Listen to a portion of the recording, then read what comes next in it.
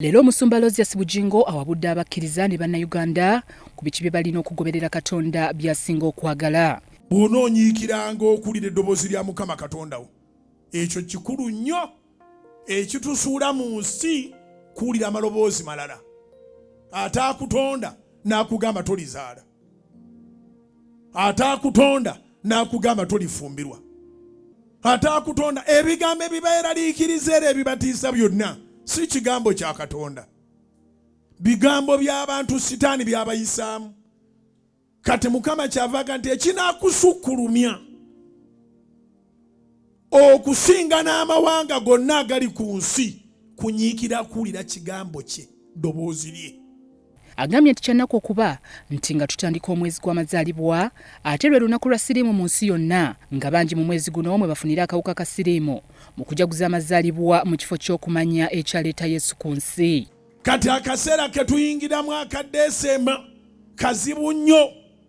Abantu Katonda baweeramu omukisa ne bagana omuwuliriza. Neebaza Katonda nti ku Sande nga lumu baluyita World AIDS Day. Naye Mukama yeebazibwa olw'omuntu yenna yaluteeka awo 1st November nga 1st December rather nga wakayingira mu December bwe pa ne bagamba siriimu akyaliwo,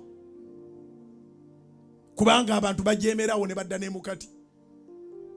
Omuntu amaze ebbanga ng'ali ku kyeyo agenda kujja kuno ng'azze kwegadanga. Tasobola kugondera ddoboozi lya Mukama erigamba nti okwegadanga si kibi. Naye okikoze otya? Kiyise mu mitendera ki?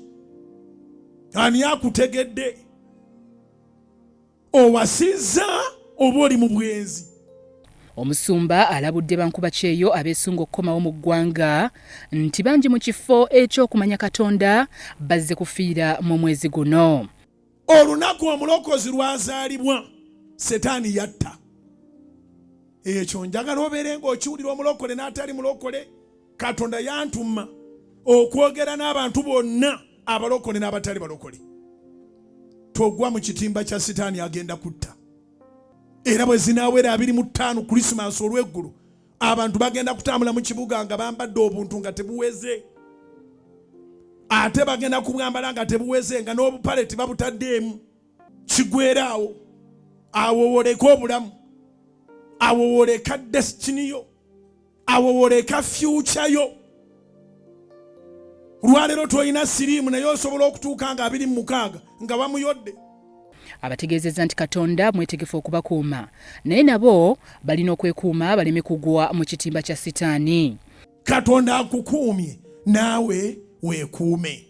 Obulamu obutalina mateeka gabufuga tebuba bulamu. Setinga standard. Basaba ne bannyabo okunyirira tekitegeeza kwenda. Twoyambala bubi muwala gwe yambala bulungi oba ebbina lirabike naye teryasobola dituukako. Oli smart kuba Mukama akweweredde omubiri n'ebyoyambala. Labika bulungi. Kinyuma omuvubuka n'ofuna akasente. Naawe mu Krisimansi eno bere n'akasumuluzo k'emmotoka empya si kusomba bakazi. Kubira Mukama engalo ez'amaanyi oba amagezi gazze.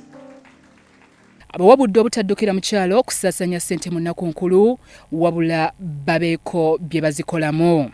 Kyenazuula bw'obeera eno n'oweereza ssente mu kyalo zikola. Gwe bw'ogenderako ate abaakuloga nga bagamba be baali bakusabira.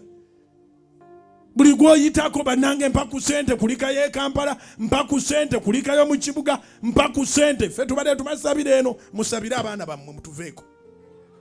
Oli maidi, oli house boy, nze nali house boy. Mukafo mu kiseera we wandibadde otula n'oli emmere y'obwereere oyagala genda mu kyalo gy'ogenda ogula ennyama. Kizibu nnyo okukola omulimu gwe nakola ng'ogoba house boy. Oba okubeera maidi ng'ewammwe muli bulungi, kati gwe mugagga agenda eka. Sigala eno bano bagenda kugula ebintu bingi. Lya ku bino eby'obwereere. Bali baweerezeka airtime, baweerezeka mobile money katonotono. Osevinge ku busente gw'olifiira mu bwa maidi. Obubaka buno abuweeredde ku Canaanland mu kusaba okwamalya g'ekyemisana. Byatumwebaze Godfrey ku Salt TV Omunyo.